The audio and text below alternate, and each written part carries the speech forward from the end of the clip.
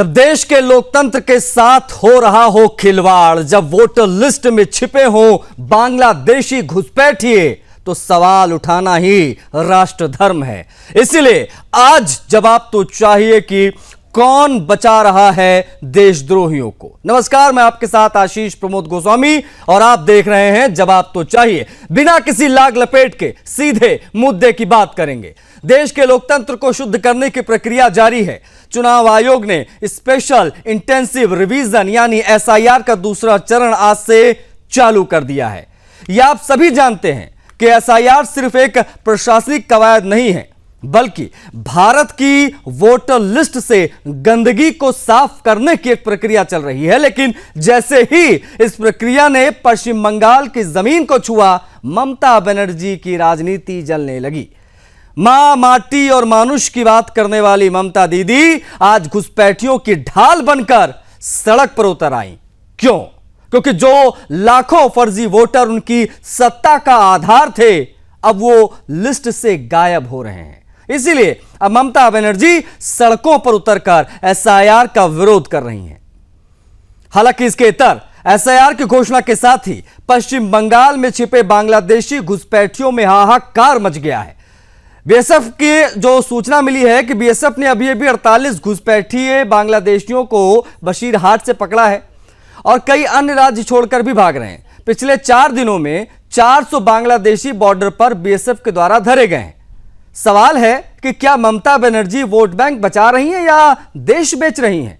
जब घुसपैठिए डर से बैंकों में जमा अपने पैसे निकालने लगे, अपनी जमीनें बेचकर बांग्लादेश भाग रहे हैं, तब दीदी उनके लिए छाती क्यों पीट रही है सड़कों पर? ऐसे में जवाब तो चाहिए में सबसे बड़े सवाल कौन से वो आपको बताएंगे। सबसे बड़े सवाल जवाब तो चाहिए में ये है कि घुसपैठियों के लिए ममता की ममता क्यों बरसने लगी है, एकाएक सड़कों पर उतरने को क्यों मजबूर होना पड़ा। SIR का सबसे ज्यादा विरोध पश्चिम बंगाल में ही क्यों हो रहा है? क्योंकि 12 राज्यों में SIR एक साथ शुरू हुई है, तो सबसे ज्यादा तकलीफ पश्चिम बंगाल की सरकार को क्यों? घुसपैठियों के लिए देश के युवाओं का हक छीना जाएगा क्या? SIR से ममता बनर्जी क्यों घबरा रही है? सीधा सवाल तो यही है। खैर, ममता बनर्जी और उनके तमाम सहयोगी ये कान खोलकर सुन भी ले कि भारत के लोकतंत्र को फर्जी वोटरों से मुक्त करना ही असली स्वतंत्रता है। देश के युवाओं का हक अब किसी को मारने नहीं दिया जाएगा और अब इस देश में वोट वही देगा जो हिंदुस्तानी है, क्योंकि यह धरती भारत माता की है, ना कि किसी बांग्लादेशी घुसपैठिए की और उनको संरक्षण देने वाली सरकार की। आज करेंगे इस मुद्दे पर चर्चा, लेकिन उससे पहले क्या प्रतिक्रियाएं आ रही हैं इस खबर पर, वो देखिए।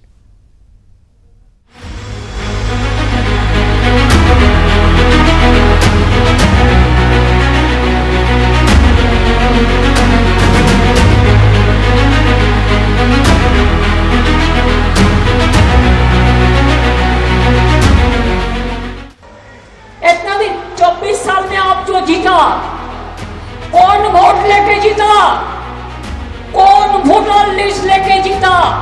बीजेपी सरकार। अगर ये लिस्ट झूठा है तो आपका सरकार भी झूठा है।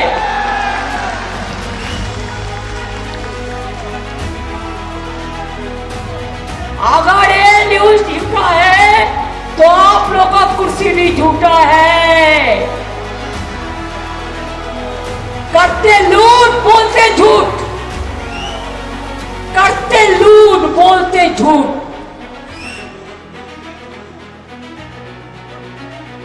ये उसको झाड़ा है, हर साल में कुछ ना कुछ करके दिखाना है भाई। लेकिन पश्चिम बंगाल को छोड़कर और किसी भी प्रदेश में इस प्रकार के बयान नहीं सुनने को मिले हैं। जिस प्रकार से वहां के BLO केंद्रीय सुरक्षा की मांग कर रहे हैं, उससे यह स्पष्ट है कि ममता बनर्जी और TMC SIR को लेकर चिंतित है। वो जानते हैं कि उनका पूरा जनादेश फर्जी वोटरों के आधार पर बना है और SIR के बाद, वोटर रोल की शुद्धि के बाद, जो भी फर्जी वोटर TMC को, ममता बनर्जी को वोट करते थे, वो वोटर लिस्ट पे नहीं रहेंगे और वो दोबारा अपनी फर्जी सरकार बनाने में कामयाब नहीं होगी। इसलिए वो एक भय और डर का माहौल बनाने का प्रयास कर रहे हैं।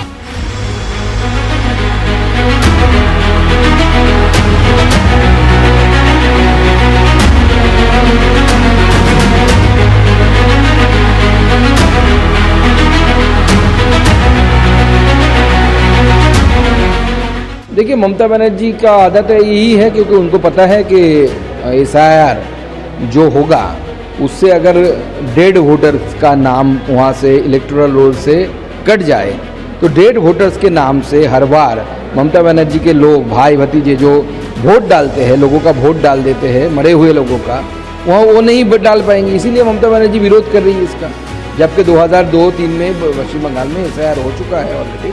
ममता बनर्जी तब अपोजिशन लीडर थी और उस समय उन्होंने पार्टिसिपेट किया था उसमें। खुद बोलते थे कि 80 लाख बांग्लादेश से आए हुए लोग हैं, उनका नाम कटना चाहिए। CPM ऐसा कर रही है, घुसपैठियों को घुसा रही है। ये ममता बनर्जी का बात स्टेटमेंट था उस समय। आज वही ममता बनर्जी इसका विरोध कर रही है। देखिए, SIR डिक्लेरेशन होने का बाद ये लोग को भागना शुरू हुआ।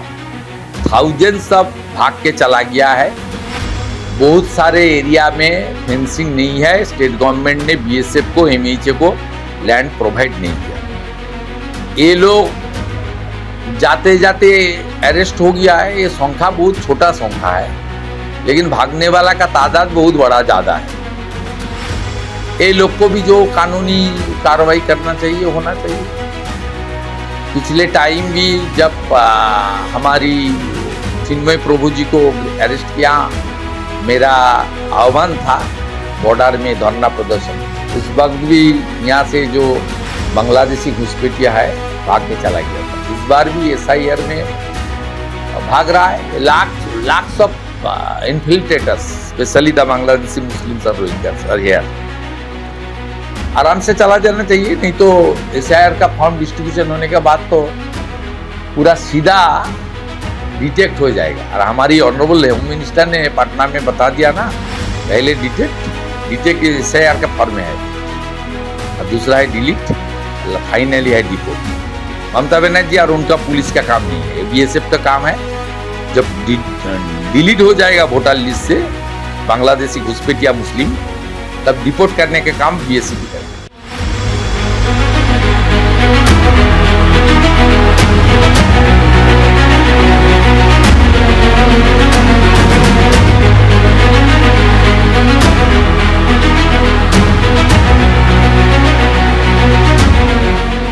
देखिए, 12 राज्य में SIR हो रहा है। पश्चिम बंगाल छोड़कर किसी भी राज्य में इतना हल्ला मचाने किसी को देखा? चुनाव आयोग एक संवैधानिक संस्था है, वो भारतीय जनता पार्टी का कोई विंग नहीं है। अगर ममता जी को कुछ कहना है तो उसके लिए सुप्रीम कोर्ट के दरवाजा खुला हुआ है, सुप्रीम कोर्ट जाए। ममता बनर्जी SIR लेकर इतना हल्ला इसीलिए मचा रहे हैं कि पिछले 14 साल में उनकी जो काली करतूतें हैं, जैसे उन्होंने लूटा है, उसका पूरा पार्टी इस लूट में शामिल हो गया। जैसे 40,000 शिक्षक का नौकरी बेच दिया गया, जैसे सारे डिपार्टमेंट की सभी स्तर पर ये लोग भ्रष्टाचार का एक प्रातिष्ठानिक रूप दिया, और उसी का साथ साथ पूरा लोकतांत्रिक व्यवस्था को ध्वस्त करके लोगों का जो फंडामेंटल राइट्स है उसको जबरन अपने दखल में लेने का बाद उन्होंने जो किया, तो वो जनता का सामने है।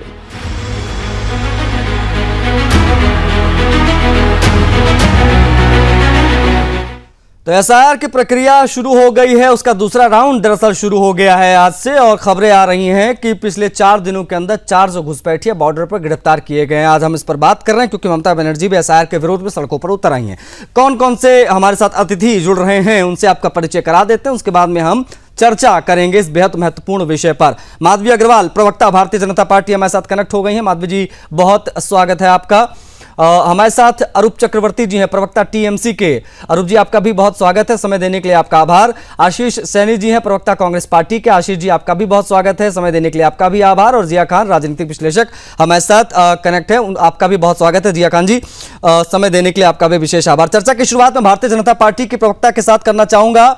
माधवी जी, एसआईआर की प्रक्रिया जारी है, घुसपैठिए गिरफ्तार भी हो रहे हैं। अब चुनाव आयोग अपनी एक प्रक्रिया को किसी प्रदेश में चला रहा है, घुसपैठिए पकड़े जा रहे हैं, तो बीजेपी की तरफ से यह बयान क्यों आ रहा है कि ममता बनर्जी के फर्जी वोटर पश्चिम बंगाल छोड़कर भाग रहे हैं? यह स्टेटमेंट क्यों आ रहा है बीजेपी की तरफ से? माधवी जी, ऐसा है आशीष जी कि यही ममता बनर्जी 2002 में जब एसआईआर का सपोर्ट कर रही थी और उसमें सीपीएम भी शामिल थी और ये कह रही थी ममता बनर्जी कि एसआईआर के जो फर्जी वोट्स हैं, एसआईआर को मतलब एसआईआर लागू होना चाहिए और फर्जी वोट की वजह से जो है सीपीआईएम जीत रही है। उस समय बड़ा विरोध कर रही थी कि सीपीआईएम क्यों जीत रही है फर्जी वोटों की वजह से, और एसआईआर का सपोर्ट कर रही थी। आज वही ममता बनर्जी जो है एसआईआर का विरोध कर रही है और इसमें कहीं से भी कोई ऐसा शंका या कोई शक नहीं है कि ममता बनर्जी ने बंगाल में जो साम्राज्य खड़ा किया है उस साम्राज्य में जो है सबसे ज्यादा फर्जी वोटर्स। भाई ये केवल एक प्रक्रिया जो ये सबसे बड़ी बात है कि संविधान की किताब हाथ में लेके संविधान बचाने की बात करते हैं, लेकिन संविधान को पूरा ताक पर रखकर ये अपनी साम्राज्य को बनाने की कोशिश कर रहे हैं, ये भी तो सामने दिख रहा है। जिस तरीके से पश्चिम बंगाल में चुनाव के बाद, चुनाव के पहले, चुनाव के आसपास जिस तरीके से हिंसा होती है और जो लोग आते हैं और मार पीट के और लोगों का खून खराबा करके चले जाते हैं, ये उनके वोटर हैं। मैं पूछना चाहती हूँ ममता बनर्जी इतना विरोध क्यों कर रही है जिस चीज का समर्थन उन्होंने 2002 में किया था? भाई आपकी सरकार अगर उन फर्जी वोटरों से जीते तो आप उसका समर्थन करेंगी और वहीं नहीं जीते तो विरोध करेंगी। तो ममता बनर्जी की जो दोहरी नीति है और तुष्टीकरण की नीति ठीक है। माधवी जी, आप हमारे साथ बने रहिएगा, बाकी मेहमानों से एक बार ओपनिंग प्रतिक्रिया सभी से ले लें, उसके बाद इस पर हम और डीपली चर्चा करेंगे। बहुत सारे सवाल हैं आपके लिए भी, प्लीज आप बने रहिएगा। हमारे साथ टीएमसी के प्रवक्ता हैं, उनसे बातचीत करेंगे क्योंकि सत्ताधारी दल से आए हैं अरूप चक्रवर्ती। अरूप बाबू, अगर ममता बनर्जी अपनी जगह सही है, निर्दोष हैं, तो एसआईआर से डर क्यों लग रहा है? सीधा सवाल है, क्योंकि बीजेपी बार बार कह रही है कि घुसपैठिए ही उनकी सत्ता का मूल हैं, उनकी सत्ता का आज जो है वो सत्ता के सिंहासन पर बैठी हैं तो इन्हीं घुसपैठिए वोटर्स की वजह से बैठी हैं। आप लोग उनकी बातों पर मुहर खुद क्यों लगा रहे हैं एसआईआर का विरोध करके? अरूप जी, नो आइडेंटिटी नो वोट, कौन आवाज उठाया था? इन लोग को पूछिए। नो आइडेंटिटी नो वोट, पहले बिना परिचय पत्र से जो वोट होता था ये कौन रोका? जाल वोट ममता जी ने रोका, याद पड़ता है सबको। इतना जल्दीबाजी क्यों है? अगर आपको वोटर लिस्ट संशोधन करना है 2002 से 2025 तक टाइम क्यों लिया? क्यों पहले नहीं करा? नंबर 1। नंबर 2, इतना जल्दीबाजी क्या है कि 2 महीने का अंदर वोटर लिस्ट संशोधन हो जाएगा? How it is possible? गरीब आदमी जो है जिसका पास पुर्जा नहीं है वो लोग क्या करेगा? कहाँ जाएगा? कहाँ जाएगा आदिवासी? कहाँ जाएगा मथुआ? जिन लोग के पास पेपर नहीं है वो लोग कहाँ जाएगा? जो लोग 20 साल से 10 साल 15 साल से है वो लोग कहाँ उनको पुर्जा मिलेगा? क्यों 10 साल पहले वोटर लिस्ट नहीं बनाया? क्यों 2 महीने का अंदर वोटर लिस्ट बना रहा है? क्या चक्कर है? क्यों बीजेपी नेता लोग ठीक है कि संशोधन होने का पहले क्यों हल्ला कर रहे हैं? आप 1 करोड़ वोट टीएमसी का निकल जाएगा। ओके, अरूप जी आप प्लीज बने रहिएगा। अरूप जी प्लीज बने रहिएगा। आपने जो सवाल उठाए हैं मैं बीजेपी के प्रवक्ता माधवी अग्रवाल जी से समझूंगा, आपके सवालों का जवाब उनसे तलाशने की कोशिश होगी। लेकिन हमारे साथ कांग्रेस पार्टी के प्रवक्ता भी हैं आशीष सैनी जी। आशीष जी, कांग्रेस बताए, अपनी स्थिति स्पष्ट करे, आप लोग एसआईआर जैसी पारदर्शी प्रक्रिया के साथ हैं या ममता बनर्जी के वोट बैंक वाली पॉलिटिक्स के साथ हैं जो वो कर रही हैं एसआईआर का विरोध करके? आशीष जी, देखिए, सबसे पहले तो आप और आपके दर्शकों को और साथ में सरकार चलाने वाली पार्टी को हम समझा दें कि ये एसआईआर की प्रक्रिया चुनाव आयोग हमेशा करता रहा है, 15-20 साल में हमेशा हुई है और ये कोई बहुत बड़ी बात नहीं है। ये एक सामान्य प्रक्रिया जो संवैधानिक प्रक्रिया है। क्या नियमित रूप से आप अपने वोट मतदाताओं का रिव्यू करो और उसको नए आधार पे। हमारी आपत्ति केवल आधार कार्ड को वैलिड ना माने जाने को लेकर थी और वो आपत्ति सुप्रीम कोर्ट द्वारा वापस लागू कर दी गई, एफआईआर में शामिल कर लेते हैं। लेकिन जो हमारी आपत्ति है वो कुछ और है। आज के समय में क्या है कि ये जो बांग्लादेशी और रोहिंग्या जो है ये ना बड़े किसी कार में या बस में बैठे हैं, ट्रेन में बैठे हैं, कभी दिल्ली चले जाते हैं, यही लोग हिमाचल पहुंच जाते हैं, यही लोग उत्तर प्रदेश से मिलते हैं, फिर यही लोग बिहार चुनाव में आए, और बिहार चुनाव जैसे ही शुरू हुआ तो बांग्लादेशी और रोहिंग्या भागे। पूरे प्रदेश में 62 लाख 64 लाख वोट काट जाने के बाद बांग्लादेशी कितने मिले? केवल 4। पश्चिम बंगाल में क्योंकि बांग्ला भाषा को लेकर और बांग्लादेश के भाषा को लेकर एक समानता रहती है, लोगों के चेहरे मोहरे में समानता रहती है, और बॉर्डर खुला हुआ है, तो उनके आने की संभावना घुसपैठियों की है। नहीं, बेसिकली आशीष जी मामला यह है कि पिछले 4 दिनों में 400 करीब जो है बांग्लादेशी बॉर्डर से पकड़े गए हैं, घुसपैठिए पकड़े गए हैं, और इनसे जब पूछताछ हुई स्थानीय थानों पर ले जाकर, तब इनके स्टेटमेंट जो आए हैं हमारे पास, वो हम आपको बता रहे हैं। वो लोग कह रहे हैं कि हमको डर है, उनको डर है कि उनके पास कागज नहीं है, उनके बैंक खाते सीज कर दिए जाएंगे, उनकी जमीनें ले ली जाएंगी, जो 20-20 साल से रह रहे थे, बताते बाप दादा हमारे आए थे, हम यहाँ रह रहे हैं लंबे समय से, इस प्रकार के बयान वो दे रहे हैं। अब सवाल यह कि उनको अब तक कौन पाल रहा था? अब एसआईआर जब लागू हुई है तो इस प्रकार के जो अवैध लोग गलत तरीके से हमारे हिंदुस्तान में आकर रहने लगे थे, अगर ये वापस भाग रहे हैं तो इसमें गलत क्या है? इस पर भी मैं आपसे बातचीत करूंगा, प्लीज आप बने रहिएगा। जिया खान हमारे साथ हैं, राजनीतिक विश्लेषक। जिया जी, जहां वोटर कार्ड के जरिए घुसपैठिए नागरिक बन गए हों, आज वो घुसपैठिए भाग रहे हैं छोड़कर पश्चिम बंगाल, तो उसमें गलत क्या है? एसआईआर की प्रक्रिया को सांप्रदायिक बताना यह कहां तक सही है, यह मैं आपसे समझना चाहूंगा, और एसआईआर का जो विरोध ममता जी कर रही हैं उसको आप किस प्रकार से देख पा रहे हैं? जिया जी। खान जी, आपकी आवाज नहीं आ रही सर, एक बार प्लीज अपने डिवाइस को अनम्यूट कर लीजिएगा सर। जी, अभी क्लियर है? अभी आपकी आवाज स्पष्ट आ रही है। जी जी, गोस्वामी साहब, सबसे पहले बहुत बहुत शुक्रिया मुझे आप इस डिबेट में शामिल करने के लिए, और सभी बुद्धिजीवी पैनलिस्टों को जय हिंद। जय हिंद। अभी गोस्वामी साहब, जो एआई के जरिए से जो मैं ये डेटा देख पा रहा हूँ वहाँ के टोटल वोट का, मैं इस पहले ये बात रख दूं, फिर आपके सवालों का जवाब देता हूँ जी।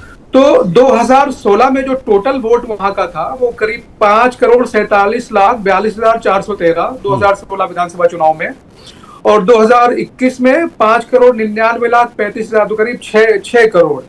तो 2016 से 2021 के चुनाव में 9.7 वोटों का वृद्धि हुई है, और 2021 से 2024 का जो टोटल वोट आया वो करीब 1.5 करोड़ की वृद्धि है।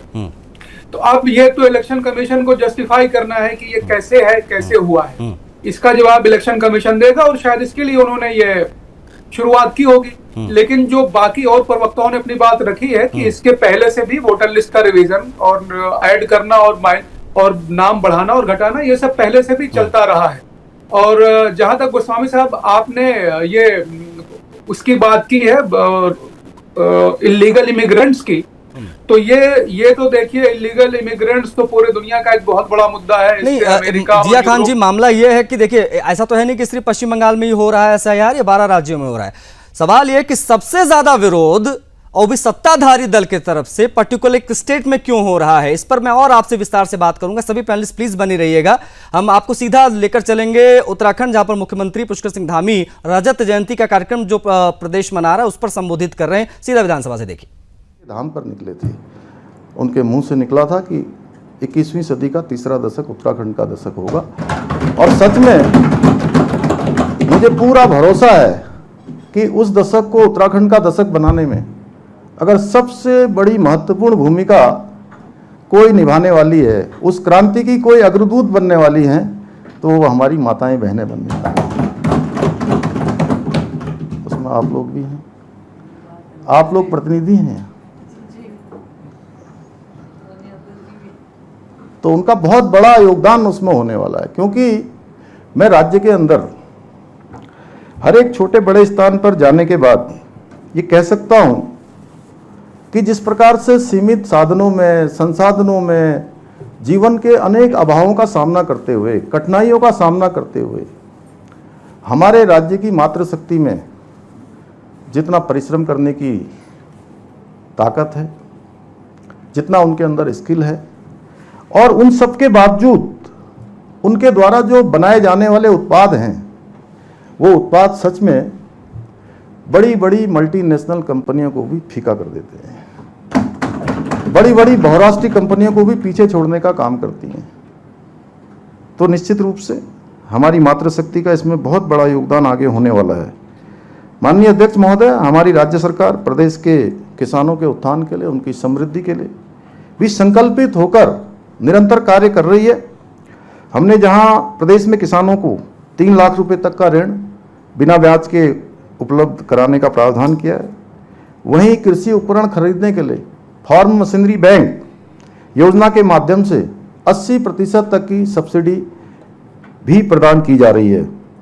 हमने जहां एक और किसानों के हित में नहरों से सिंचाई को पूरी तरह मुक्त किया है, वहीं पहाड़ी क्षेत्रों में वर्षा आधारित खेती को और सशक्त बनाने के लिए Uttarakhand climate responsive rainfed farming project भी प्रारंभ किया है। इसके साथ ही तो उत्तराखंड रजत जयंती वर्ष 2025 मना रहा है, उसमें मुख्यमंत्री पुष्कर सिंह धामी संबोधित कर रहे हैं। एनीवेज अब हम वापस अपनी चर्चा पे लौटेंगे। सभी पैनलिस्ट में चाहूंगा एक बार स्क्रीन पर आए, उनसे जो है हम चर्चा की शुरुआत यहीं से करेंगे। जिया खान जी से हम बातचीत कर रहे थे, लेकिन माधवी अग्रवाल हमारे साथ हैं, भारतीय जनता पार्टी की प्रवक्ता हैं। माधवी जी, मैंने आपसे ओपनिंग रिमार्क लिया, आपने चीजें स्पष्ट की। प्रवक्ता टीएमसी के अरूप चक्रवर्ती जी हमारे साथ, उन्होंने भी आपसे सवाल पूछा, मैं उस पर आपका जवाब चाहूंगा। सीधे तौर पर एक सवाल मेरा भी इसमें है कि टीएमसी वाले ये कह रहे हैं कि आप लोग योजनाबद्ध नैरेटिव जो है सेट कर रहे हैं, जानबूझकर सांप्रदायिकता फैलाने की कोशिश हो रही है, पर्टिकुलर एक वर्ग को टारगेट करने के लिए सारी प्रक्रिया हो रही है। माधवी जी, देखिए, सांप्रदायिकता का नाम देना इनकी हर बात में आदत हो गई है। जब भी किसी तरीके की कोई प्रक्रिया पूरे देश भर में संवैधानिक रूप से चलाई जाती है, संवैधानिक संस्थाओं के थ्रू चलाई जाती है, तो ये ममता बनर्जी और उनकी सरकार के जो लोग हैं, ये बार बार यही कहते हैं कि राजनीति हो रही। हम सभी जानते हैं कि सारे राज्य में हो रहा है, लेकिन हर चीज का विरोध जो है, चाहे वोट का बात हो, चाहे देश के केंद्र संसद से अगर किसी विषय को उठाया जाता है या कोई कानून पास होता है, तो सबसे ज्यादा विरोध जो है टीएमसी करती है, ममता बनर्जी स्टेज पे खड़े होकर करती है। ये हम लगातार देखते हैं। अभी इतनी जल्दी क्यों हो रहा है भाई? 2002 की बात मैंने आपके सामने रखी। आप देखिए, जहां पूरे देश भर में आबादी का परसेंटेज 12% बढ़ रहा है, वहां पश्चिम बंगाल में मुस्लिमों की आबादी 20% के हिसाब से बढ़ती जा रही है। तो क्या ये सोच का विषय नहीं है? ये आपका, मेरे, हमारे संसाधनों का जो हस्तक्षेप ये लोग कर रहे हैं, इसका विरोध करना क्या उचित नहीं है? क्या हमें अपने देश की प्रक्रिया को, देश की संवैधानिक हक को और देश में जो हम भारतीय हैं, उनके अधिकार का जो हनन इस प्रदेश में समूचे रूप से खुलकर किया जाता है, क्या उसको सुधार करने के लिए जरूरत नहीं है? हमें आवश्यकता नहीं है कि यहाँ जो घुसपैठी हमारे संसाधनों पे अपना हस्तक्षेप कर रहे हैं, जो हमारे लिए गतिरोध पैदा करते हैं, जो बंगाल की आज जो स्थिति है वो किसी से छिपी नहीं है। एक बार आइए, आकर देखिए पश्चिम बंगाल की राजधानी को, एक बार आकर देखिए पश्चिम बंगाल की स्थिति को। शर्म आने लगेगी कि हम बंगाल में किस तरह से, मतलब कहां जा रहे हैं। पूरे कलकत्ता राज्य को, जो कि पश्चिम बंगाल की राजधानी है, एकदम सड़ा दिया है, गला दिया है, कूड़ा करकट टूट फूट, और इसके अलावा कुछ नहीं है। यहाँ पे उन्नति और विकास का आपको दूर दूर तक कुछ देखने के लिए नहीं मिलेगा। ना कोई राज्य, ना कोई कानून का राज है, ना कोई यहाँ पर सुचारू रूप से कोई चीजें चल रही है। ये स्थिति पश्चिम बंगाल में कर रखी है। बांग्लादेश बनने की कगार पे पश्चिम बंगाल को बनाने की कोशिश जो की जा रही है, अगर संवैधानिक रूप से प्रक्रिया और हस्तक्षेप किया जाएगा तो इनको विरोध करना लाजमी है, क्योंकि इनको अपनी सरकती हुई सीट जो दिख रही है, जो कुर्सी दिख रही है, उसका इनको सब समय एक ही काम है कि इसको किसी तरीके से तुष्टिकरण की राजनीति या इसको धर्म के साथ जोड़ दो। लेकिन ऐसा नहीं होगा। जो सुधार करने की जरूरत है इस देश को, और खास करके बंगाल को, क्योंकि हमारा जो पश्चिम बंगाल है वो पूरे नॉर्थ ईस्ट के साथ में जुड़ा हुआ है। ऐसी स्थिति में जरूरी है कि पश्चिम बंगाल में सुधार किया जाए। ठीक है, हमारे साथ टीएमसी के प्रवक्ता हैं अरूप जी। अरूप जी, सबसे ज्यादा विरोध पश्चिम बंगाल में ही क्यों हो रहा है? क्योंकि ये जो दूसरा चरण शुरू हुआ है एसआईआर का, इसमें 12 स्टेट्स हैं, सबसे ज्यादा प्रॉब्लम आप लोगों को ही क्यों हो रही है? ये सवाल तमाम जगहों से उठ रहे हैं, इस पर जवाब आपका, अरूप चक्रवर्ती जी। होगा हाँ, ये कितना आदमी का डेथ हो गया, कितना बीएलओ सुसाइड कर दिया, कितना बीएलओ को हार्ट अटैक हो गया, कितना आदमी परेशान में है। ये जो 2 महीने का अंदर जबरदस्ती करने चाहता है, इसी में तो प्रोटेस्ट है। और बंगाल का अब धमकियां बीएलओ को तो टीएमसी के नेता दे रहे हैं। टीएमसी के नेता तो यहां तक कह रहे हैं कि अगर एसआईआर चालू हुआ तो बीजेपी के नेताओं को आग लगा देंगे, टांगे तोड़ देंगे चुनाव आयोग। किस प्रकार की प्रतिक्रियाएं आपके नेताओं की तरफ से आए सर? इसलिए सवाल आपसे पूछा जा रहा है कि इस नौबत पर क्यों आ गए आप लोग? क्या वाकई में आप लोग की पूरी राजनीति फर्जी वोटर्स पर टिकी है क्या? ये सिचुएशन आखिर क्यों बन रही है कि इस प्रकार का बयान देना पड़े? कहाँ टैंक तोड़ने का बात किया है? आपको नहीं कहाँ पता? बोल रहा है? आपको जानकारी नहीं है सर। अभी 2 दिन पहले ही हमने बाकायदा इस पर डिबेट की है कि आपके मेयर हैं कलकत्ता के, उनके तरफ से प्रतिक्रिया आई, विधायक की प्रतिक्रिया आई है टीएमसी के, ऐसे तमाम नेताओं की प्रतिक्रिया अगर आप कहें तो मैं सर्च करके बता देता हूं नाम किसने किसने कहा है। हमारा वोटर का नाम अगर नहीं उठेगा, नहीं ये कहना नहीं, अगर आप ये दहशत का माहौल पैदा कर रहे हैं कि बीएलओ की टांगे तोड़ दी जाएंगी, चुनाव आयोग की टांगे तोड़ दी जाएंगी, तो ये कहां से एक्सेप्टेबल है सर लोकतंत्र में? हमारा गांव का आदमी का वोटर लिस्ट में नए नाम नहीं उठाएगा तो हम क्या लड्डू खिलाएगा? हम तो प्रोटेस्ट करेगा। नहीं, प्रोटेस्ट करना एक अलग बात है, लेकिन ये धमकियां देना, हमारा डिमांड, ये दहशत का माहौल क्यों बनाना है? कोई नहीं, हमारा डिमांड क्या है? कोई वोटर को नाम नहीं भगाना चाहिए। जो अगर वो बांग्लादेशी घुसपैठी हैं तो भी नहीं। अरे बांग्लादेशी कौन घुसाया? ममता बनर्जी ने घुसाया। ममता बनर्जी जी ने घुसाया, ऐसा बीजेपी कहती है। बीजेपी कहती है कि आज जो इतनी संख्या में नहीं पकड़े जा रहे हैं, सब तो इन्हीं के वोटर भाग रहे हैं, सब छोड़ छोड़ के। बांग्लादेश वाला को कौन घुसाया? स्टेट पुलिस न बीएसएफ? जिम्मेदार किसका है?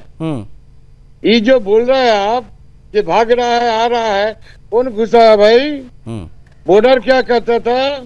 सेंट्रल फोर्स का क्या काम था? आप घुसाइएगा और बंगाल का बदनाम कीजिएगा, अगर वो तो नहीं चलेगा। नहीं, चलिए मान लिया कि वहां पर चूक हुई, बॉर्डर पर दिक्कत हुई, वो घुसाए, वहां से कोई बहुत बड़ा आप कह सकते हो लूप होल या व्हाटएवर, लेकिन आरोप ये लग रहा है कि भाई इनको नागरिक बनाया तो ममता दीदी ने, ताकि इनका वोट बैंक क्रिएट हो, और ये वोट बैंक आज क्रिएट हो गया, लेकिन आज जब उन्हीं को डंडा मार के वापस भगाया जा रहा है या उनको पकड़ा जा रहा है तो आप लोग सड़कों पर उतर आए, क्योंकि आप लोग की राजनीति का आधार ही फर्जी वोटर्स हैं। कौन आपको बोला है जाम वोटर बनाया? कौन बोला भाई? इंदिरा मुजीब का टाइम जब लड़ाई हुआ था, कितना रिफ्यूजी बंगाल में आया था। On that time India government is accepted them. तू लोग कहाँ जाएगा? भाग जाएगा। अभी मोदी जी बोलेगा तो लोग निकल जाएगा क्या? जब इंदिरा गांधी और मुजीब जी ने मीटिंग किया था, जब वहां से बहुत आदमी आ गया था, तो लोग को हम लोग को सुरक्षा का इंडिया गवर्नमेंट बंदोबस्त किया था, तो क्या लोग को भगा देगा? They have no right. तो भाग क्यों रहे हैं ये घुसपैठिए? इतने संख्या में पकड़ में क्यों आ रहे हैं बॉर्डर पर?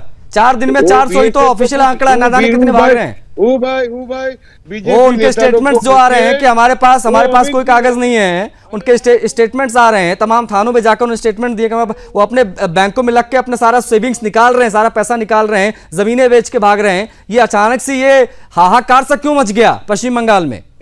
कौन है ये लोग जो भाग रहे हैं? नहीं, जो हिंदुस्तानी है, जो जिसके पास सारे कागज हैं, अरूप चक्रवर्ती तो नहीं भाग रहे हैं। आप तो है ना वहां पर, माधवी जी नहीं भाग रही हैं, क्योंकि आप लोग हैं वहां के, आप लोग वोटर हैं वहां के, तो आप लोग लोग को घुसने का कौन दिया? अमित जी को पूछे, इसका जिम्मेदार अमित जी है, स्वराष्ट्र मंत्री है। हमारा गवर्नमेंट नहीं है, बंगाल गवर्नमेंट नहीं है। आप घुसाइएगा, आप भगाइएगा, ये आपका ऊपर है। हम तो नहीं बोला जी भाई आओ।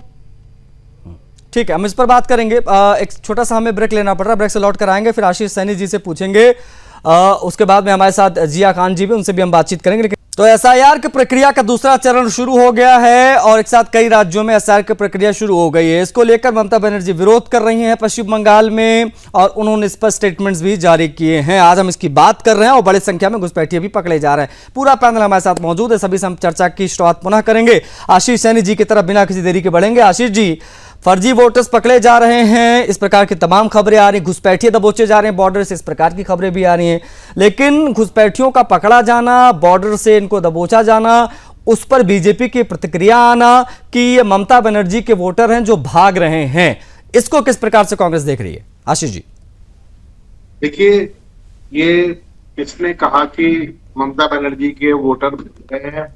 और दूसरी बात, मेरा एक सवाल और भी आपसे, ये जो घुसपैठिए पकड़े गए हैं, जो आपके द्वारा बताए गए हैं समाचार पर पूरी तरीके से, ये पकड़े किसने? ये पकड़े हैं बीएसएफ ने। बीएसएफ ने पकड़े। बीएसएफ किसके नियंत्रण में है? भारत सरकार के नियंत्रण में है। 11 साल से सरकार में जो लोग हैं, इसका मतलब ये इन घुसपैठियों को बस में बिठाकर, कभी आप दिल्ली के चुनाव में ले जाते हैं, इन्हीं को पकड़कर आप यूपी के चुनाव में ले जाते हैं, यही घुसपैठी सब जगह घूम रहे हैं। मैं इससे पहले जो कहा था कि 4 घुसपैठिए आपको मिले हैं बिहार चुनाव में। मतलब आप ये कह रहे हैं कि ये घुसपैठिए बीजेपी के वोटर हैं? नहीं, बीजेपी इनको लेकर घूम रही है अपनी 7 गाड़ियों में और हर राज्य में लेकर जाती है। आपके ही चैनल पर हर बार डिबेट हुई है। जब आपके चैनल पर दिल्ली चुनाव को लेकर चर्चा हुई तब ये घुसपैठिए दिल्ली में थे। तो ये अब बॉर्डर पर पकड़े गए, अच्छी बात है। अब ये डिपोर्ट हो जाएंगे तो हो सकता है हिंदुस्तान से खत्म हो जाए। लेकिन SIR के प्रक्रिया को लेकर जो हमारे सवाल है वो ये थे कि भारतीय जनता पार्टी के पदाधिकारी और कार्यकर्ता अपने घर पर बैठकर SIR के फॉर्म भर रहे हैं। चुनाव आयोग अंधा होकर, बिल्कुल मैं नाम लेकर कह रहा हूं कि गणेश कुमार जो मुख्य चुनाव आयुक्त है, बिल्कुल अंधे होकर जिस तरीके से बीजेपी की मदद कर रहे हैं, इन्होंने इस संवैधानिक संस्था को कलंकित करने का काम किया। इसीलिए हमें आपत्ति है कि कलंकित क्यों कर रहे हैं, इन्हें शर्म क्यों नहीं आती कि इतने बड़ी पोजीशन। माधवी जी, इस पर आपका जवाब महत्वपूर्ण होगा। आप लोग के ऊपर बड़े आरोप लग रहे हैं माधवी जी। आशीष जी क्या करें आप लोगों ने तो भाई चुनाव आयोग तक तो अपने कब्जे में ले रखा है। ममता कह रही है कि करो लूट, बोलो झूठ, इस प्रकार के बयान आप मेरी बात पूरी होने नहीं दे रहे हैं। इसका मतलब आप भी चुनाव आयोग से ऑपोजिशन के लोग बैठे, तो मैं तो यही कहूंगा ना, हम क्यों भूल रहे हैं कि मैंने ये आपसे सारे कहा लोग कि ये इंडिया गठबंधन का एक भारतीय जनता पार्टी करने वाले लोग चुनावी राज्यों में लेकर कांग्रेस इस विषय में आकर जब विषय बात को रख रही है तो हमें ये भी नहीं भूलना चाहिए कि कांग्रेस के राहुल गांधी पश्चिम बंगाल के ऊपर पांव नहीं रख सकते। हम लोग देखते हैं लगातार कि जो राहुल गांधी पूरे देश भर में उन्मुक्त रूप से घूमते रहते हैं, जो राहुल गांधी कश्मीर में जाकर स्नोफॉल में खेलते हैं, वो राहुल गांधी पश्चिम बंगाल राज्य में अपना कदम नहीं रख पाते हैं और यहाँ बैठकर ये दीदी के साथ में सपोर्ट कर रहे हैं। अगर चुनाव आयोग बताइए कि क्या राहुल गांधी की हिम्मत है, प्रियंका गांधी की हिम्मत है कि वो पश्चिम बंगाल में पांव रख सके? आप लोग जो विषय रख रहे हैं। दूसरी बात आप ये जो कह रहे हैं कि SIR की प्रक्रिया जो है भारतीय जनता पार्टी के लोगों के पास में क्या इसका सबूत है? आप बैठकर केवल मुंह उठाकर एलिगेशन लगा देंगे, सबूत की बात बोलिए। और अगर ऐसा हो रहा है तो कानून का दरवाजा खटखटाइए। अगर ऐसा हो रहा है तो आप उस प्रक्रिया पर रोक लगाने के लिए जो भी संवैधानिक तरीका है उसको अपनाइए, लेकिन केवल मुंह उठाकर टीवी पर बोल देना ये उचित नहीं है। और मैं इनसे एक बात कहना चाहती हूँ कि पूरे ये जितना भी सब कुछ हो रहा है उसके बाद भी जो पश्चिम बंगाल में कांग्रेस की स्थिति है, जो पश्चिम बंगाल में हिंदुओं के घर जलाए जाते हैं या पश्चिम बंगाल में कोई बलात्कार की घटना होती है तो ना ही प्रियंका गांधी कुछ बोलती हैं, ना इनके राहुल गांधी कुछ बोलते हैं। पूरे देश भर में वो अपने जो है वो हीरोगिरी दिखाते हैं आपके जननायक बनकर, लेकिन बंगाल की धरती पर पैर रखने की उनकी हिम्मत नहीं होती। कभी आकर नहीं बोलते हैं कि यहाँ पर जो है क्या। मैं आपसे पूछना चाहती हूँ, आप किसकी राजनीति कर रहे हैं? आप किसकी राजनीति कर रहे हैं? आप देशवासियों की राजनीति कर रहे हैं या ममता बनर्जी की राजनीति कर रहे हैं? केवल पश्चिम बंगाल के जो वासी है वो क्या देशवासी नहीं है?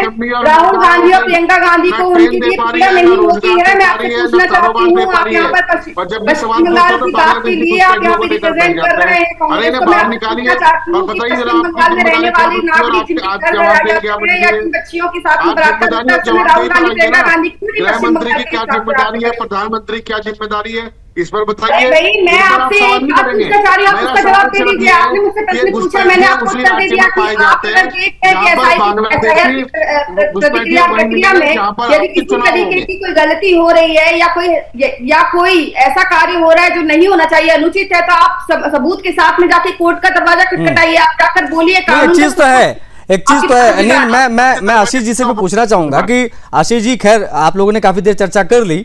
मेरा सवाल आपसे है कि आप लोगों ने बड़े गंभीर आरोप लगाए, आपने वोट चोरी की बात की। सुनिए आशीष जी, वोट चोरी की बात आप लोगों ने की और अभी राहुल जी बिहार में करते कि पूरा का पूरा चुनाव चोरी आप लोग कर लेते हैं, मतलब बीजेपी के लोग चुनाव चोरी कर लेते हैं। आप लोग संवैधानिक संस्थाओं को भी कटघरे में खड़ा करते हैं, फिर चाहे वो चुनाव आयोग की बात हो, कभी कभार सुप्रीम कोर्ट के लिख के टिप्पणियां आ जाती हैं फैसलों के हिसाब से। एनीवेज, सवाल यह है कि जब चुनाव आयोग ने कहा, जिन ज्ञानेश कुमार का आपने नाम लिया, जब उनके द्वारा यह कहा गया कि हलफनामा दायर करिए, आप मामला दर्ज कराइए, इस पर राहुल गांधी ने चुप्पी क्यों साध ली? हलफनामा दायर क्यों नहीं किया गया? यह अपने आप में बेहद बड़ा सवाल है। इस पर हमेशा से कांग्रेस को घेरती है बीजेपी कि हलफनामा दायर करिए ना, आप क्यों नहीं कर रहे, पीछे क्यों हट जाते हैं? आशीष जी, हम शिकायत दर्ज कराने क्यों जाएं? देश के तो मतलब आप समझ रहे हो, आप देश के इतने बड़े नेता राहुल गांधी जी अगर इतना बड़ा आरोप संवैधानिक संस्थाओं पर लगा रहे हैं तो हलफनामा दायर करने के लिए क्या दिक्कत आ रही है भाई? रिपोर्टर चलाने जाएंगे, नहीं, आपको संवैधानिक नहीं तो हलफनामा दायर करने के, जब चुनाव आयोग ने खुद कहा कि हलफनामा दायर करिए आशीष जी, तो क्यों नहीं दायर किया गया? आप सरकारी एजेंडे पर काम कर रहे हैं। मैं किसी सरकारी एजेंडे पे काम नहीं कर रहा हूं, मैं वो सवाल, बस वही सवाल पूछ रहा हूं आशीष जी। आशीष जी, हम just asking the question. Anyways, हमारे साथ जिया खान जी भी हैं। जिया खान जी, देश जरूरी है कि सत्ता जरूरी है? क्योंकि पश्चिम बंगाल में जो हो रहा है, ममता बनर्जी जिस पैमाने पर विरोध का एसआईआर का करी, लग यही रहा है कि वो अपनी सत्ता को जाता देख रही हैं शायद, इसलिए इस प्रकार की बौखलाहट की सड़कों पर उतरकर एसआईआर के विरोध में प्रदर्शन करना, इसको सांप्रदायिक बताना, ये बार बार कहना कि ये नरेंद्र मोदी जानबूझ के इस प्रकार की चीजें करवा रहे हैं, इसको किस प्रकार से आप बतौर एक राजनीतिक विश्लेषक देख पा रहे हैं? इतना हाहाकार क्यों मच गया पश्चिम बंगाल में एसआईआर के शुरू होते ही? गोस्वामी साहब, जो आपका सवाल है इसके कई जवाब बनते हैं, लेकिन मैं इसके पहले एक छोटी सी अपनी तरफ से एक बात रखना चाहता हूँ जी। 2019 के लोकसभा चुनाव में जो प्राप्त वोटों की संख्या थी, एआई के हवाले के माध्यम से ये डेटा है, उसमें बीजेपी को 2 करोड़ 30 लाख मिले थे और 2024 में 2 करोड़ 33 लाख। तो 2019 से 24 के बीच में बीजेपी का जो वोट बढ़ा वो 3 लाख प्राप्त वोट, और टीएमसी का 2019 में करीब 2.5 करोड़ के आसपास, और 2024 में 2 करोड़ 75 लाख। ये एआई के हवाले से डेटा है ये।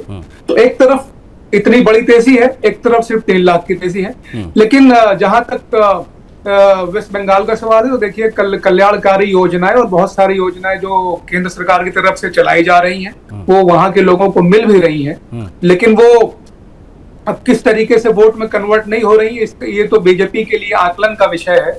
लेकिन जो वोटों के बंटवारे का जो रेशियो है, उसमें दोनों में बहुत बड़ा गैप है। हाँ। एक तरफ सिर्फ 3 लाख की बढ़ोतरी, एक तरफ 75 लाख की बढ़ोतरी। हाँ। तो ये तो दूसरा मुद्दा है। हाँ। अब जो आपके सवाल है कि वो जो विरोध कर रही हैं, हाँ। तो देखिए ये तो उनका शायद उसकी क्या आवश्यकता है? भाई अगर कांग्रेस ने विरोध किया तो उन्होंने बताया, उन्होंने इस पे उनका तर्क है कि भाई इसमें आधार कार्ड का हवाला उन्होंने दिया, लेकिन आज टीएमसी जिन बातों को लेकर विरोध कर रही है उसमें अगर वाकई में कुछ आधार बनता है तो आप सुप्रीम कोर्ट जाइए, एसआईआर की प्रक्रिया को रुकवाइए। सड़कों पर उतर कर इस प्रकार की बातें करना कि ये सब सांप्रदायिकता है, इस प्रकार की बातें करना कि ये लूट कर रहे हैं, इसकी क्या आवश्यकता? ममता बनर्जी को इस प्रकार की बातों की क्या आवश्यकता? उनके नेताओं को धमकियां क्यों दी जा रही उनके नेताओं की तरफ से? जी गोस्वामी साहब, अगर हम टीएमसी की सरकार किस तरीके से बंगाल में उन्होंने सत्ता प्राप्त की थी, अगर उसको हम देखें तो वही वो कम्युनिस्टों को सरकार को हराने के लिए उन्होंने कितना बड़ा एक प्रोटेस्ट किया था वहां पर, और वो टाटा नैनो का जो वो गाड़ी का जो एक कारखाना लगना था, उसके लिए कई दिनों तक बंगाल जाम था। और तो उस तरीके से वहां पर उन्होंने विरोध प्रदर्शन करके उसको जन आंदोलन बनाकर और जनता को अपने फेवर में किया था। और अधिकतर लोगों का ये कहना था, जिन लोगों ने उनको वोट दिया बाद में, अब आज वहां पर भी ये कहना है कि नहीं, पलायन एक बहुत बड़ा मुद्दा है हमारे यहाँ से भी, और बेरोजगारी खत्म नहीं की जा रही है। तो बहरहाल ये दूसरा मुद्दा है, लेकिन वो जन आंदोलन के जरिए ही वो सत्ता में आई है। तो उनको ये लगता है कि हम जन आंदोलन के जरिए ही जनता को अपने समर्थन में ला सकते हैं। लेकिन कहीं ना कहीं एक उनके अधिकार के क्षेत्र में भी शायद आता होगा कि वो प्रोटेस्ट कर सकती हैं। अब जहां तक ये गंभीर एक विषय है, क्योंकि वो एक इंटरनेशनल बॉर्डर से उसकी सीमा लगती है, और वहां पर जब कम्युनिस्टों की सरकार थी तो उन पर भी ये आरोप लगते थे कि इन्होंने इलीगल इमिग्रेंट्स को अपना वोटर बनाया है, और आज ये उन पर अप्लाई हो रहा है। तो देखिए एक संवेदनशील मुद्दा है ये इलीगल इमिग्रेंट्स का, और पूरे दुनिया के देश इससे जूझ रहे हैं। और अभी जो माधवी अग्रवाल जी ने ये बात बोली भी थी कि संसाधनों पे अधिकार का, तो देखिए एक अति विशाल देश में और जहां संसाधन सीमित हो, और वहां पर अगर इसलिए हम भी इस पर आज बात भी कर रहे हैं ना जिया खान जी, की घुसपैठियों के लिए नहीं, जो घुसपैठी आ रहे हैं या आ चुके हैं, कब आए कब नहीं आए एक अलग जांच का विषय है, लेकिन घुसपैठियों के लिए देश के युवाओं का हक छीना जाएगा क्या इन पॉलिटिकल पार्टीज के द्वारा? क्योंकि ये ढाल बनकर खड़े हो जा रहे हैं जब इस प्रकार का कोई एक्शन हो रहा है। तो एनीवेज माधवी जी है, माधवी जी सीधा सवाल यही बार बार टीएमसी आपसे पूछती रहती है कि इनको चलिए मान लिया कि घुसपैठिए हैं, लेकिन घुसपैठिए आ कैसे गए, बॉर्डर किसके हवाले है, वो सवाल गृह मंत्री से पूछ रहे हैं। आशीष सैनी जी प्रवक्ता कांग्रेस पार्टी के, वो लोग भी आप लोगों पर सवाल, आप लोग इसे उठा रहे हैं इन चीजों का आधार बनाकर, इस पर क्या जवाब? बहुत बार चर्चा हो चुकी है और हम जवाब भी देते हैं। और केंद्र सरकार की तरफ से जब जो इनका जो बॉर्डर आता है पश्चिम बंगाल का, जो बांग्लादेश से जुड़ा हुआ है, वहां पे जब दुरुस्त करने की स्थिति पे जब जमीन की बात आती है तो पश्चिम बंगाल की सरकार नानुकुर करती है। कितनी बार हमने इस पे चर्चा की है, लेकिन मैं एक बात पूछना चाहती हूँ, बार बार आप ये बोल रहे हैं, ये लोग बोल रहे हैं कि भाई घुसपैठी आते कहाँ से हैं, तो ये बताइए मुझे कि भाई अगर अभी इनको पकड़ा जा रहा है या वो ये कह रहे हैं, कांग्रेस पार्टी वाले ये कह रहे हैं माधवी जी कि आप लोग इन घुसपैठियों को लेकर चुनाव दर चुनाव घूमते हैं। मतलब अभी पश्चिम बंगाल में चुनाव आ रहा तो वहां घुसपैठिए दिखने लगे, बिहार में दिखे थे, अब जहां जहां चुनाव आएंगे वहां घुसपैठिए बीजेपी ला रही है, ऐसा कह रहे हैं जी। ऐसा है कि बोलने पे क्या जाता है, बोल दे रहे हैं कि भाई बांग्लादेशियों को लेकर घूमते हैं। मतलब कहाँ, किसको कहाँ आपने डिटेन किया, जरा बताइए हमें कि कहाँ बांग्लादेशी को लेकर घूम रहे हैं और क्यों घूम रहे हैं, क्यों घूमेगा कोई। आपकी पश्चिम बंगाल में जब इतनी बड़ी तादाद में अपना जब वो प्रदर्शन करती है, शक्ति प्रदर्शन, तो वो बांग्लादेशियों से भरा हुआ नहीं रहता है। आप मुझे बताइए, जब हिंदुओं के घर जलाए जाते हैं तो बांग्लादेशी नहीं होते उसमें शामिल, जिसको आप लोग छोड़ देते हैं पुलिस के संरक्षण में। मैं आपसे पूछना चाहती हूँ कि अगर कोई प्रक्रिया सही तरीके से संवैधानिक रूप से की जा रही है तो उस पर आपका विरोध करना जन्मसिद्ध अधिकार हो गया, केवल इसलिए क्योंकि आपको राजनीति करनी है, जिसको आप धर्म का नाम भी दे देते हैं। बंगाल की हालत जो है वो सब किसी से छिपी नहीं है, चुनाव के पहले चुनाव के बाद में अगर उसका संशोधन किया जा रहा है तो आप लोगों को इतनी आपत्ति क्यों है, और बार बार आप लोगों को भड़काऊ भाषण देकर यहाँ पर विद्रोह करने की और यहाँ पर लोगों को उकसा कर रास्ते में उतर कर यहाँ पे जो है आप एक तरीके से हिंसा फैलाने की कोशिश कर रहे हैं ताकि आप लोग इस पे इस तरीके से अपनी राजनीति चमका सके। अरे भाई, आपने जिस तरीके से पश्चिम बंगाल की स्थिति कर रखी है वो किसी से छिपी नहीं है, इस पे हम लोग लगातार चर्चा करते हैं, लेकिन बावजूद इसके आप लोग सपोर्ट करने के, चाहे कोई भी कानून या कोई भी नीति लेकर आई जाए, आप लोग उनका विरोध करने के लिए। अरूप जी की मैं लूंगा। अरूप जी, ये जो बांग्लादेशी घुसपैठिए पकड़े जा रहे हैं बॉर्डर पर, जिनकी संख्या 400 के पास बताई गई इन 4 दिनों में, ये लोग भी आपके माँ माटी मानुष वाले में ही शामिल हैं क्या, या आपके लोग ही हैं क्या? क्योंकि इस प्रकार का विरोध किसी और स्टेट में नहीं हो रहा जितना विरोध आप लोग SIR के लागू होते ही सड़कों पर आकर कर रहे हैं। अरूप जी,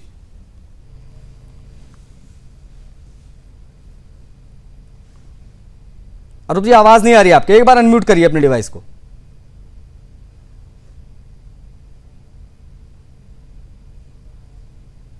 अरूप जी आवाज नहीं आ रही आपकी। आपने कहा है जी, तो आदमी तो हमने नहीं लाया, वो तो बॉर्डर निकल के इधर आया है। अरे कौन लाया कौन नहीं लाया उसकी बात नहीं कर रहे, मैंने आपसे सवाल पूछा कि सबसे ज्यादा विरोध SIR का पश्चिम बंगाल में ही क्यों हो रहा है, बस मैंने आपसे ये पूछा। कांग्रेस पार्टी के पास आधार है, कांग्रेस पार्टी ने कहा कि भाई इस वजह से हमने SIR का विरोध किया, हम सुप्रीम कोर्ट में गए, हमको वैलिडेशन मिला, बट TMC किस आधार पर SIR का विरोध कर रही वो बताए। बिहार, हम लोग बिहार देखा ना, हम लोग दिल्ली का वोट देखा ना, हमने बिहार भी देखा, दिल्ली का वोट भी देखा। हाँ। कैसा वोट चोरी होता है। हाँ। कैसा उन लोग को वोट कम किया जाता है। हाँ। इलेक्शन का 15 रोज 1 महीने का पहले, इसलिए विरोध हो रहा है। एक बात सुन लीजिए, ममता बनर्जी का जो सपोर्ट है, उनका पेड़ शिकड़ जितना है वो मिट्टी के नीचे तक चला गया, इसको उखाड़ना बहुत मुश्किल है, क्योंकि नहीं वाकई में धीरे धीरे उखड़ेंगे, अब एक साथ तो उखड़ नहीं जाएंगे, जैसे अभी 400 उखड़े हैं 4 दिन में, वैसे धीरे धीरे उखड़ेंगे। अभी बंगाल में ममता जी का राज में नहीं, मैंने एक चीज को नोटिस किया, जब से SIR की बात हुई है तब से पूरी की पूरी सरकार बौखलाए हुई है। मेरे पास समय इतना ही था मेरे पास। ठीक है अरूप जी, थैंक यू सो मच, आपने समय दिया सर।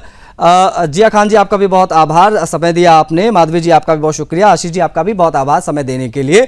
SIR की घोषणा के बाद जो राउंड 2 शुरू हुआ SIR का, इसमें कुल 12 राज्य हैं जहां पर जो है ये SIR की प्रक्रिया शुरू हुई, लेकिन सबसे ज्यादा विरोध अगर कहीं हो रहा है तो वह है पश्चिम बंगाल में। अब ममता बनर्जी को ऐसा क्यों लग रहा है कि यह सांप्रदायिकता यहां पर फैलाई जा रही है? क्या ये माना जाए ममता बनर्जी का जो राजनीतिक आधार घुसपैठिए थे वो अब जलकर स्वाहा होने लगे हैं? ये अपने आप में बेहद महत्वपूर्ण है, क्योंकि घुसपैठियों के समर्थन में अगर कोई खड़ा हो रहा है तो सवाल तो पूछे जाएंगे। जवाब तो चाहिए। आज के लिए बस इतना ही, मुझे आज्ञा दीजिए। जय हिंद।